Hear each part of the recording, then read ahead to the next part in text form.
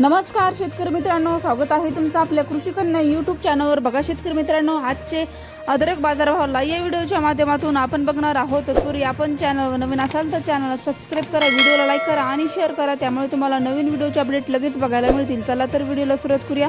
बघा शेतकरी मित्रांनो, कृषी उत्पन्न बाजार समिती